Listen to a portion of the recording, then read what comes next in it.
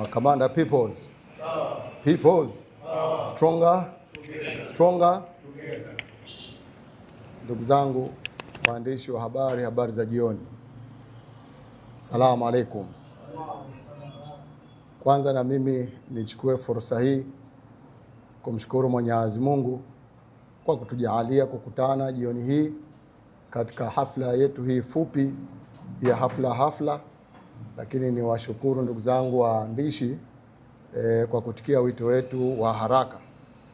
Tulipenda muwe wengi zaidi, lakini tukaona hata nyinyi mlokuweko mtakidhi ule ujumbe wetu, bila shaka utafika kwa walengwa. Niko hapa kwa ajili ya kutoa tamko rasmi la Chama cha Demokrasia na Maendeleo Chadema Zanzibar kama ifuatavyo. Ndugu zangu waandishi wa habari, kuhusu uamuzi wa Mahakama ya Rufaa na hali ya kisiasa ya Zanzibar, Chama cha Demokrasia na Maendeleo Chadema Zanzibar kinatoa tamko kuhusu uamuzi wa leo wa Mahakama ya Rufaa Dodoma ambao umeondoa zuio dhidi ya chama chetu kuendelea na shughuli zake za kisiasa. Tunapenda kutoa wito kwa wananchi wa Zanzibar na kuwashukuru Watanzania wote kwa ujumla kwa kuendelea kupigania demokrasia na haki na maendeleo ya watu wetu. Uamuzi huu wa leo ni hatua muhimu katika kuhakikisha kuwa haki za vyama vya siasa zinaheshimiwa na kila mmoja anapata fursa ya kushiriki kikamilifu katika mchakato wa kisiasa.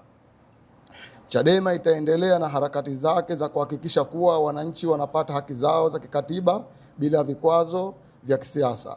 Hatuwezi kukubali kuwa wanyonge na tutapigania haki za wananchi kwa nguvu zote kwa njia ya amani na utulivu. Tunatoa shukurani kwa uamuzi na wanachama wetu kwa kuendelea kuwa na imani na chama chetu. Tunasisitiza kuwa tutasimama imara kupigania maslahi ya wananchi wa Zanzibar na Tanzania kwa jumla. Tunatoa wito kwa Wazanzibari wote na Watanzania kwa ujumla kuendelea kuiunga mkono Chadema kwa sababu ndiyo chama sahihi kitakachofikia malengo ya Wazanzibari ya kuwa na serikali yao yenye uhuru na yenye maamuzi kamili kwa Wazanzibari wote. Ndugu zangu waandishi wa habari, kama mlivyokuwa mnasikia muda wote kwamba kesi hii imeonyesha jinsi gani mahakama zetu za chini zilivyokuwa hazitendi haki wala hazisimamii haki. Uamuzi wa Mahakama ya Rufaa leo umeonyesha wazi, umeonyesha dhahiri njama ovu za maadui wetu waliofanya kuitumia mahakama kukizuia chama chetu kutekeleza wajibu wake wa kupigania demokrasia na haki kwa wananchi wote. Aidha, na waagiza viongozi wote wa chama wa kanda zote mbili ya Unguja na Pemba kufungua ofisi zetu zote kuanzia kesho na kuendelea na shughuli zetu za kisiasa kama kawaida. Natoa wito kwa wale watu na wananchi wote ambao walikuwa wanapenda kujiunga na chama chetu lakini walisimama adhima yao hiyo baada ya chama chetu kuwa katika zuio la kisiasa.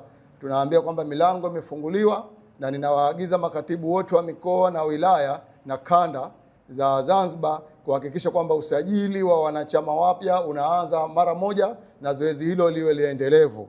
Ndugu zangu waandishi wa habari, kama tulivyosema kwamba jambo hili lilikuwa la hafla sana, ni waombe mufikishe ujumbe huu kwa watu wote, na niwashukuru kwa kuja kutusikiliza na kuwa nasi jioni hii.